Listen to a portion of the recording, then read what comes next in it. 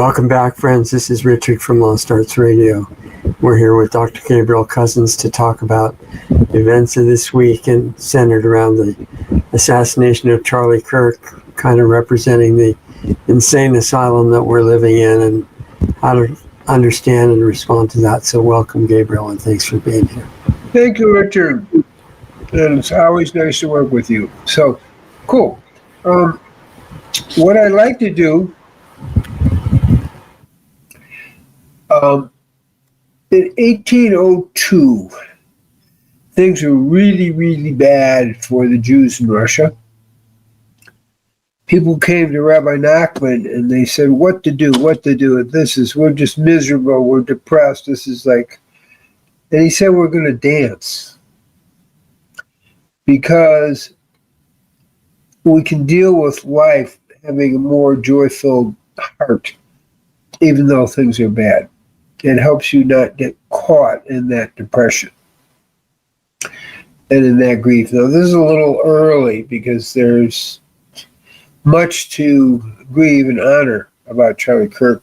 But at the same time, we're going to follow that advice from 1802 and dance for a few minutes just to kind of open our hearts a little bit so we can think more deeply about the whole story and the whole perspective. So that's how we're going to start. Go back to history, 1802.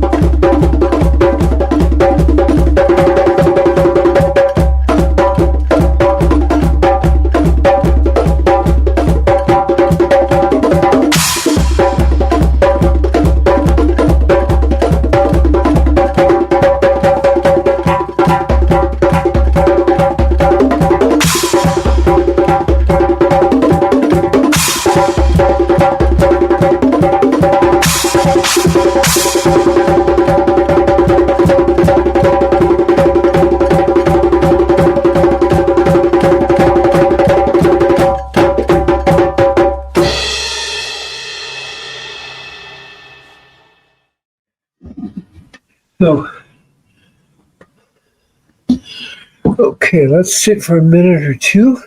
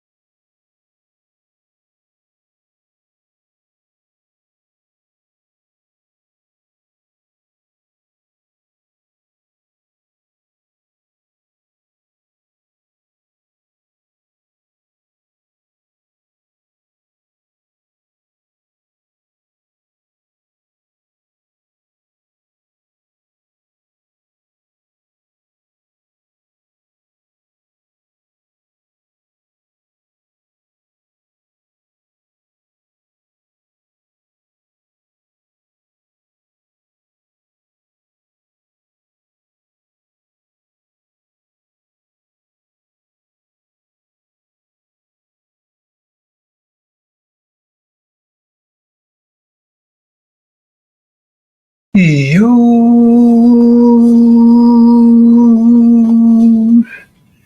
now we're going to talk a little bit. I just want to check, Doug, this sounds good? Yeah, we're good. Okay, good. It's a good start if you can hear me. So, a superhero at a very deep level, Charlie Kirk, was, as people know at this point, most people know, was assassinated. Now, when he was asked theoretical question a week ago, it was a theoretical, well, how do you want to be remembered? He said, you mean if I got killed? Oh. And finally he said, I want to be remembered for my faith in God. That's the bottom line that begins to define this person, is his faith in God. Now, I would say that in another level, as we see, he was practicing martyrdom for the evolutionary good. And he was a heroic Christian male, standing up for humanity, standing up for all peoples, standing up for family, standing up for God, standing up when he went to Israel. It was a profound change for him, standing up for Israel, standing up for the Judeo-Christian pathway. So he stood up for thousands of years of tradition that has been slowly slipping away around the world, and obviously in the United States. He was for debating issues. That was good, but he was way more than a debater. You know, he was a rock star, really a rock star speaker. And I didn't really follow him much because he was speaking to a different group of people with different understandings, the college group. But he was speaking the truth. It had a clarity, just cut through it all and make it clear that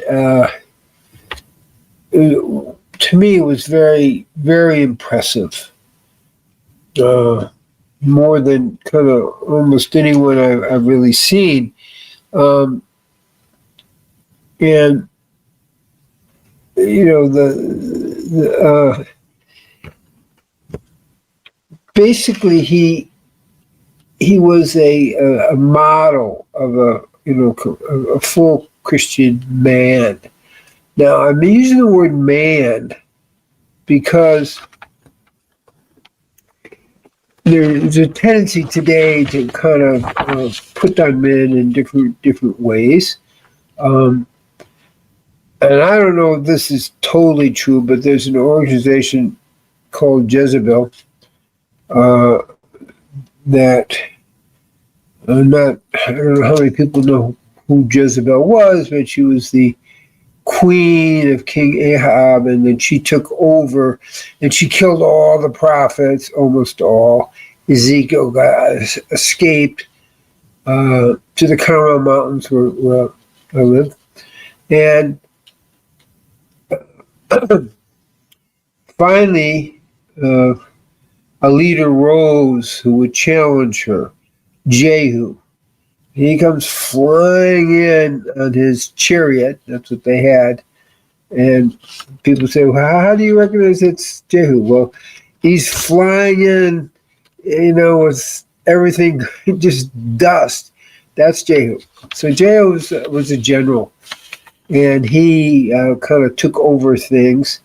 And he went to challenge Jezebel, who, as they say, had killed most of the prophets at this point, except for Elijah and Elisha.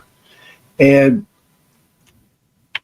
the people around her pushed her over the balcony, and she fell and died as she was confronting Jehu. And then Jehu was going to bury her, but the dogs ate everything but her arm, her right arm, because she had given a lot to charity. So, but the story is Jezebel was not exactly seen as a very holy person. I'll put it that way. And so I don't know where this group Jezebel got it, but I got a notice. Like somebody sent me something. There's this group called Jezebel, and what they had done, and they announced it 2 days before Charlie Kirk had died, was assassinated. He didn't die; he was assassinated. That they were Jezebel's obviously a women's organization. That they actually were paying witches to put a curse on Charlie, and they announced this 2 days before he was assassinated.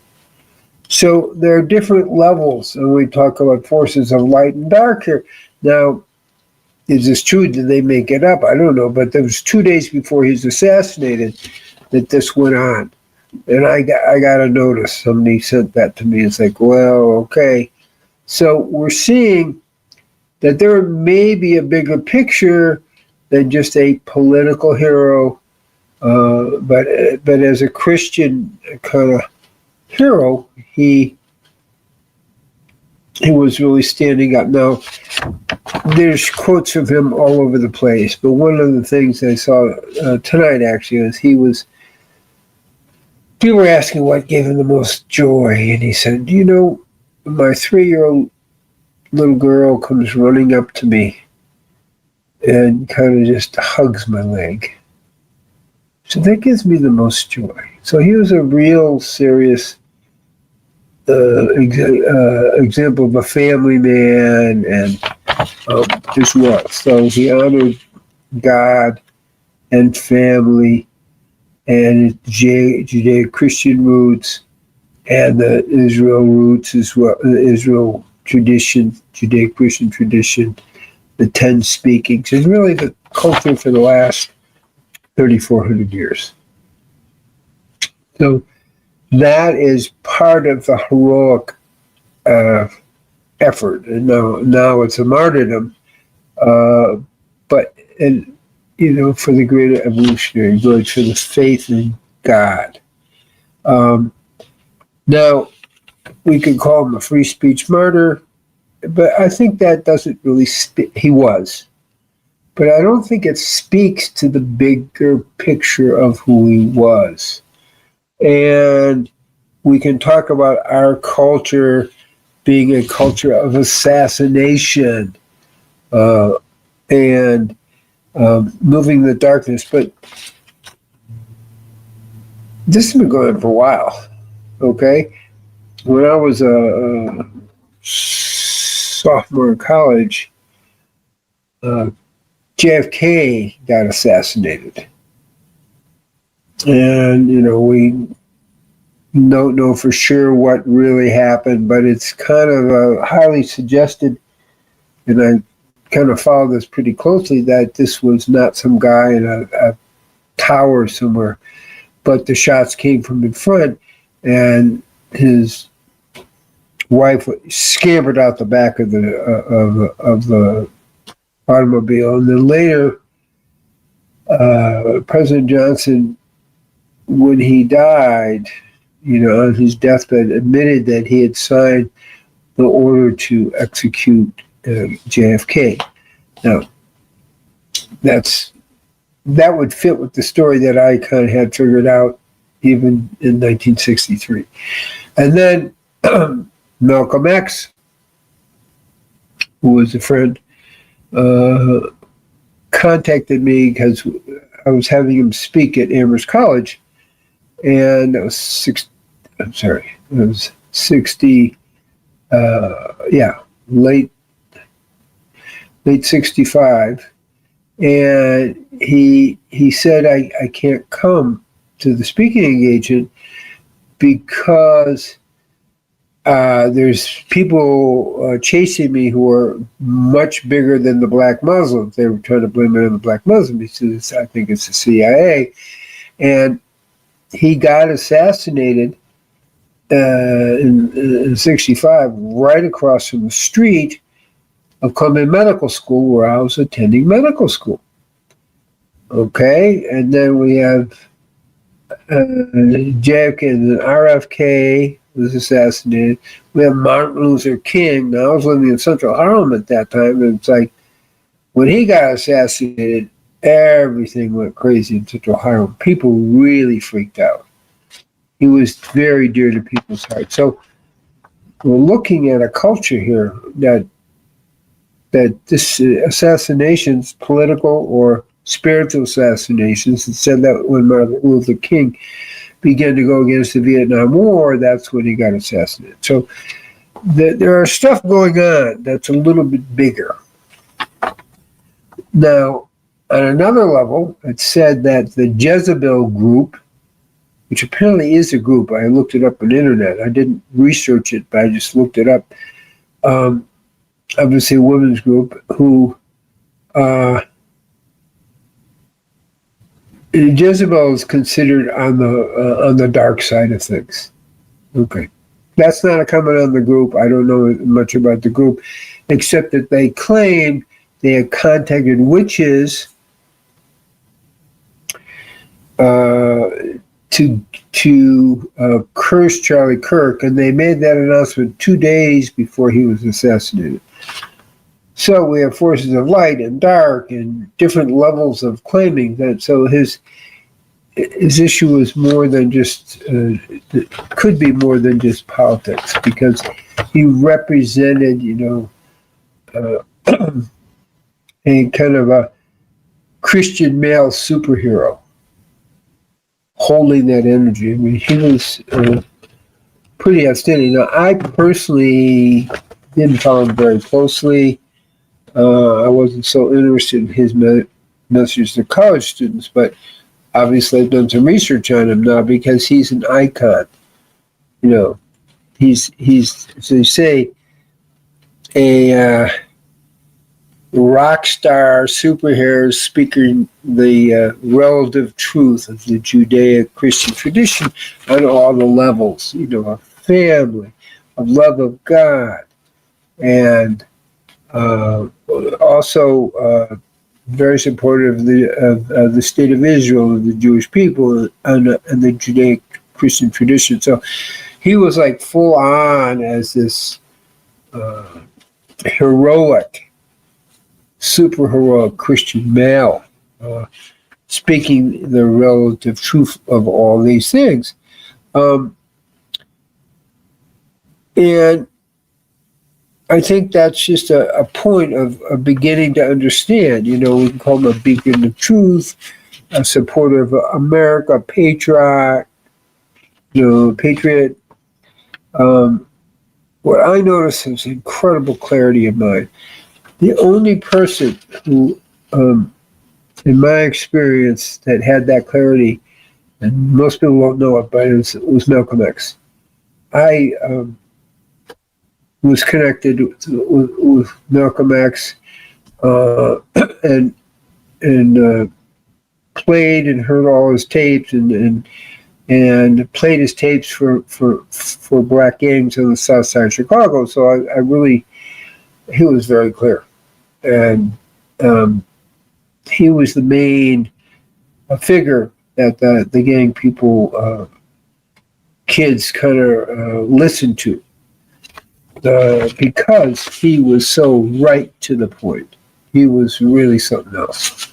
So that's how clear. And so the Black Panthers would call it revolutionary suicide, because they knew by really standing up, one way or another, you're going to get killed. And that certainly did happen to a lot of the Black Panthers, both in New York, where I worked with, as well as Oakland. So I'm aware of that.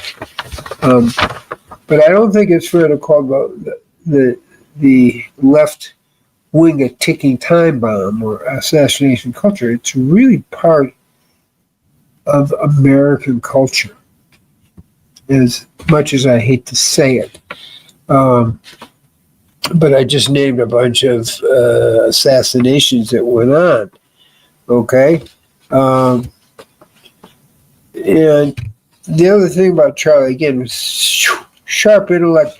He was, I would say, unbelievably wise for his age of 31 years. I mean, he was, again, really, as I look at all his things, because the last few days, it's like constant, he was really, really something else. And he also had the ability to bridge the gap between the political elites like President Trump, who really, really loved him, I believe, and really respected him. I mean, he was a potential for future president, really, at that status. And college kids, like he linked the gap, and he brought a lot of people, into more of a conservative world from the college-age people. And one of the messages as we go forward is a subtle message that wasn't his words, but don't dare quit. And I just saw that since his assassination, there's been 32,000 requests to start a new campus chapter of his people, 32,000 requests to start. And as his wife said, we're just beginning. So even though it looks bad, Charlie is this heroic figure who gets assassinated, the work now is expanding and going beyond, way beyond where it was. People say we're sliding into an abyss, but really, when we look at it, I think very positively that we're, not sinking into a rising tide of darkness, but actually elevating into a much more exciting evolution for America.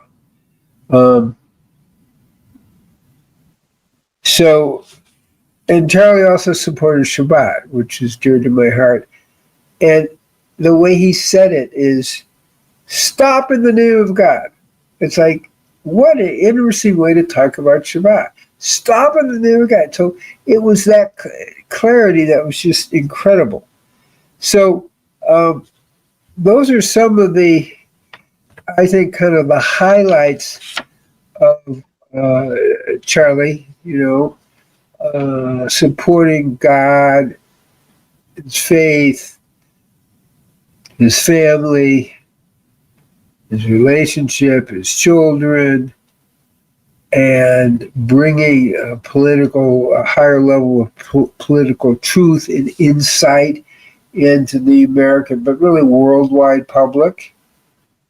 It's very sharp. And I think the legacy of his brilliance will empower the conservative world to bring us back to the morality and ethics and God focus of the Judeo-Christian tradition.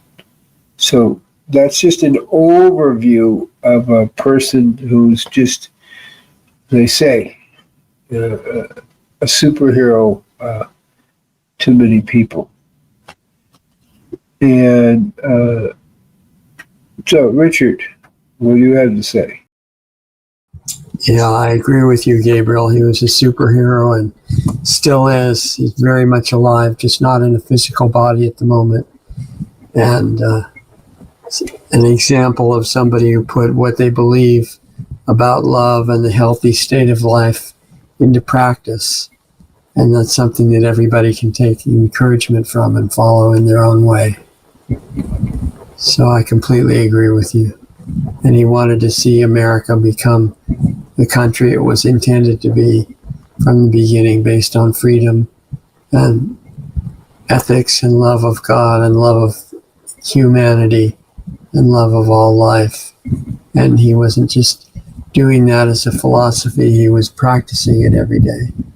It's something that everybody can do. Yeah, I'm sometimes, I saw things, people calling you a fascist and this and that. People just use our name calling without even understanding what these things mean. I mean, he was just the opposite of a fascist. It was like open dialogue. Let's talk and debate. That's the opposite of fascism. And I don't get. Look at where that's coming from. Well, explain. I'd like to be clear on it. I'm not as clear as I'd like to be. There's a program to drive people insane and to make them destroy themselves and each other. And it's an organized program. And it's connected with Charlie Kirk's death. And there was a book of some kind. I didn't see it, but I heard about it. It came out 2 days before his death on Amazon, saying that he was killed. And there was a lot of discussion on the internet about him. Wait. Let me get clear what you said. The book came out 2 days before he was assassinated, and that book was claiming he was assassinated. Did I hear you? That's right. Okay, go ahead. And there was a lot of other internet discussion about the killing of Charlie Kirk before it happened. Wow. There's indication that there's a much bigger plan involved. And it's part of the same origin of where the training in insanity is coming from. And the colleges that he was speaking to are focal points for the teaching of insanity to the students. And those were the kids that he was debating. Okay, so I'm going to translate that. The person who physically assassinated him, okay, like who is in a relationship with a transgender. And a college student.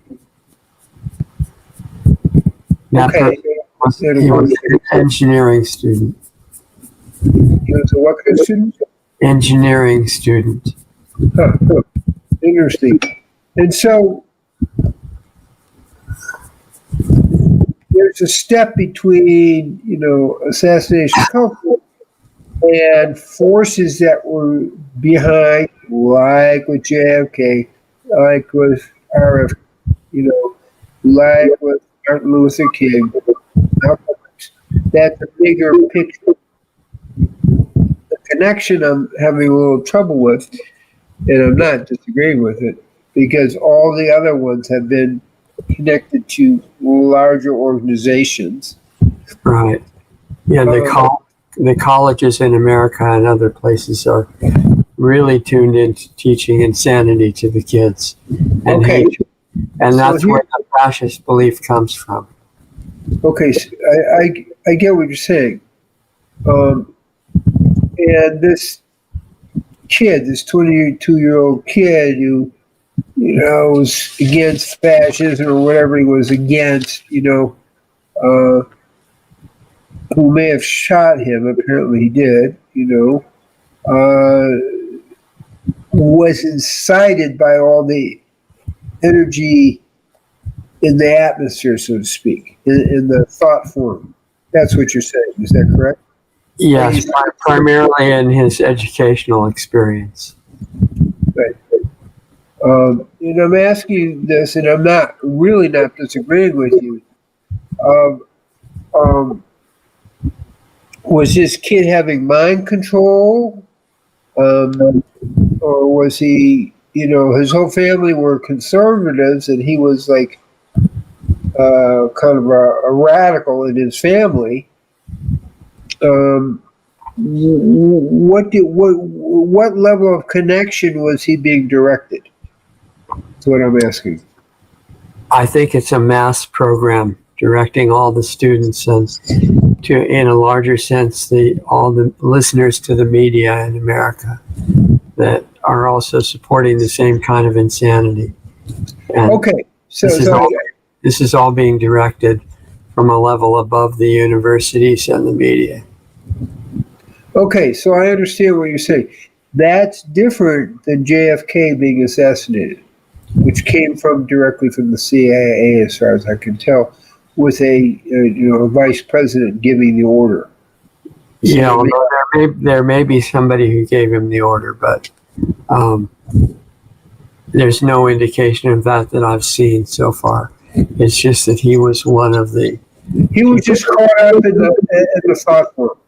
He was one of the vulnerable people. Yeah, the violent culture of the thought form. Okay. Yeah, and he chose Charlie Kirk as a representative of fascism, and he believed he was doing something necessary and good for society by getting rid of an evil fascist. And there are thousands of other people on the internet who have been echoing the same idea.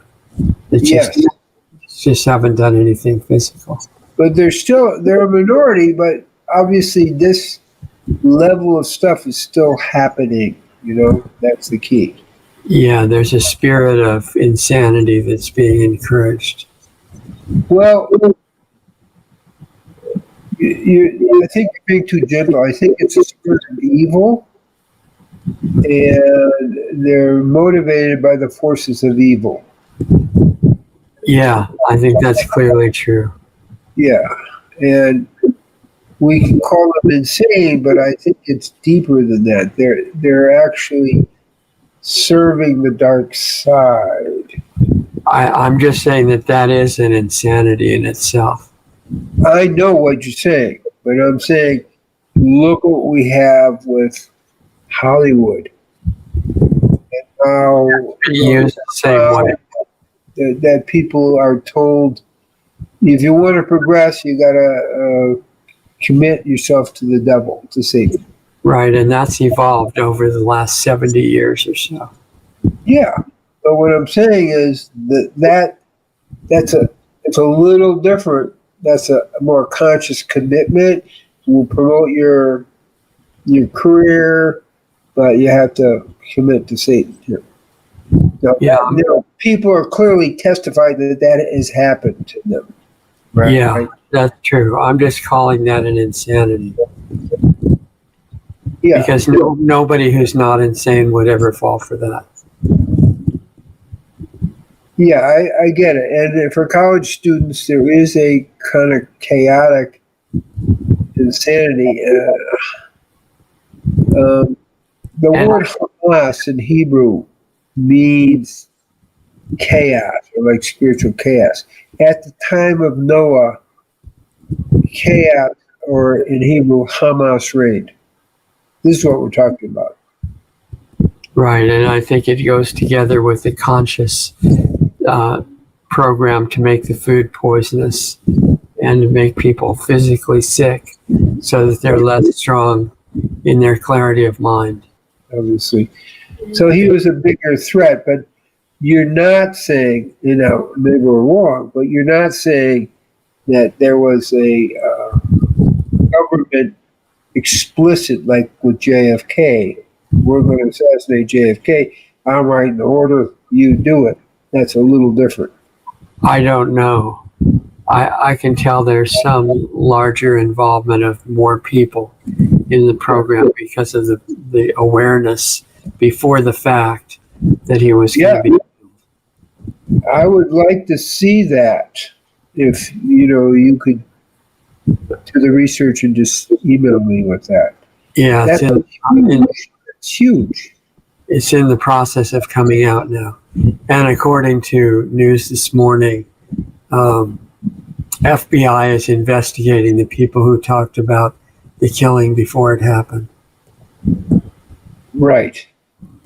So that's mind control, but we also have to understand, just like the Jezebel, known as on the dark side of things, paid witches to curse Charlie. And they announced that 2 days before his Right. assassination. Yeah, those things are real. So, okay, just keep me updated on that, okay? Yeah, we'll stay in touch. Or let me know what the book is, because that's like, whoa. Hopefully they aggressively investigate that with the new FBI. Yeah. So we're seeing a picture for our society that I can call it, some people said Charlie Kirk was like a revival. The idea of 32,000 new requests to start, or campus organizations is like gigantic, within the 2 days. So we know something really good is happening as a result of this. Yeah, his wife is a real focal point in the whole inspiration right now because her response is very courageous and doing a lot of good work. And she's telling people to go to their website, tpusa.com, and sign up and start a chapter if you don't have one. Right. So, yeah, she's saying, like they don't know what they've unleashed against them. Exactly. The dark. Yeah, instead of being overwhelmed. Yeah. Well, she has that, but they have a strength. I mean, their whole family is real. They have a lot of strength, a lot of spiritual strength. Yes. And not all students have fallen for the insanity. Oh, I don't know, actually, because it's not the crowd that I follow, if you get what I'm saying. I would still say that they're the minority. That's what I tend to think. But it's really being pushed through the professors. Yeah. And I don't, even in the 60s, the professors were into their academics and they were very, I wouldn't use the word conservative, but pseudo-liberals. Liberal had a different meaning at that time. Well, no, I'm talking about like today, do you think the professors are actively fascists, are actively pushing for violent revolution? I mean, in general? A lot of them are now. Okay. See, I don't know. I was in college in the 60s too, and I remember, the people that were liberal, including me, were against war and pro-freedom and in favor of family and good health and nature. And I mean, the values were completely different. And we would sit around with the professors and talk about all that stuff. It was much healthier. Good. And so what you're saying, because this is my, that what you see is your sense is the college professors across the nation are promoting kind of this radical cultural darkness agenda. Yeah, that Trump is a fascist and believing in the media and, all the aspects of the insanity that's being pushed on them. And most of them are not doing it to be evil. They're doing it because they think they're actually working for good and trying to save the country from fascism. Yeah, but so I'm going to be naive. I mean, I know the definition of fascism is Trump's the opposite of that. Charlie Kirk was the opposite of that. They called him fascist, but he was the opposite. Well, it seems obvious to you because you're not insane. But the people that are falling for the program, it's not obvious to them. They don't see the complete contradiction.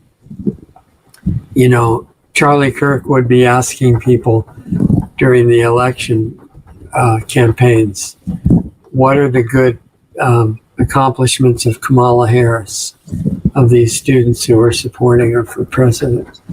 And almost without exception, they had no idea. and they didn't see a problem with that.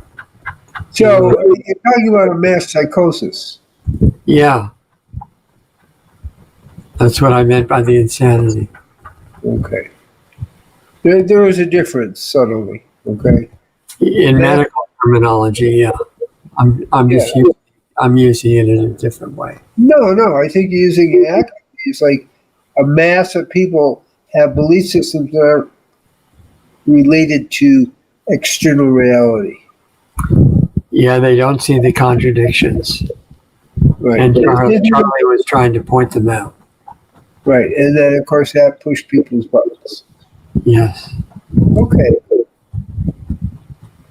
Huh. And so it's, I'm being naive here, but it's, but you were at, just were in college, or, and that's what you experienced with the professors. Yeah, I was in college in both periods. And Now, I'm talking about now. oh, now, yeah, the college professors are teaching mostly nonsense work, in my experience. I mean, they were close to requiring masks for participants in a Zoom meeting, as an example. No, in some places they were requiring that. Yeah. That's mass psychosis. Okay, that's unrelated to reality. Okay, That's right. but so they were really believing these misuse of the term fascist. In other words, they just didn't have the education. Right. Wow. Okay, that's pretty cool. That's okay. So now I know where you're coming from, because I have not been.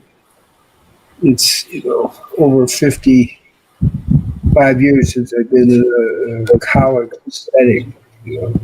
Yeah, I had the experience in the 60s that was completely different. Okay. Interesting. Now, there was a movement, it's the 1920s, a Berlin communist thing to send people to the U.S. to infiltrate all the different structures, including colleges, including the educational system. And, the movement was designed to have this result. Is it to have this result of turning people, the professors, into ignorant fascists? And it was 100-year plan. We're not too far from that plan. So you may be talking about that as well. Right. G. Edward Griffin did a famous interview with one of the Russian leaders about the program to overthrow America. And it was very far advanced. It had been going on for many years. Right. And since the 1920s. Right.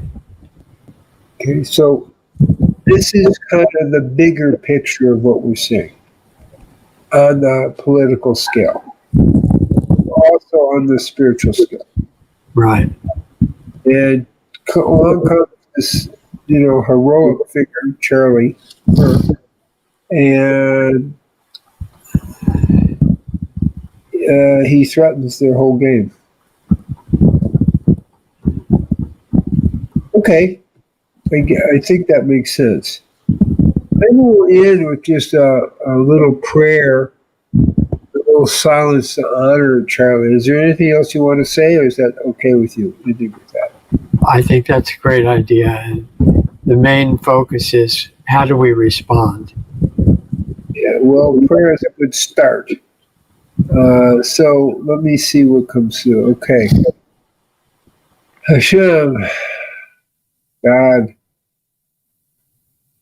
we are grateful for your care and support of us. May you guide us in following the assassination of Charlie Kirk to wake up America and the whole world back to the ways that you have given us and that Charlie Kirk was an example of. May you bless us and inspire us to return to your way. Amen. And may you bless his family, that we recover from the shock and trauma of this, and continue to inspire the millions of people that Charlie had begun to reach. Amen. Okay, very good. So thank you, Richard. Thank you, Doug, behind the scenes. And blessings to all of you who are listening to us, and may you truly be inspired to wake up our culture back to a culture of life, love, and liberation.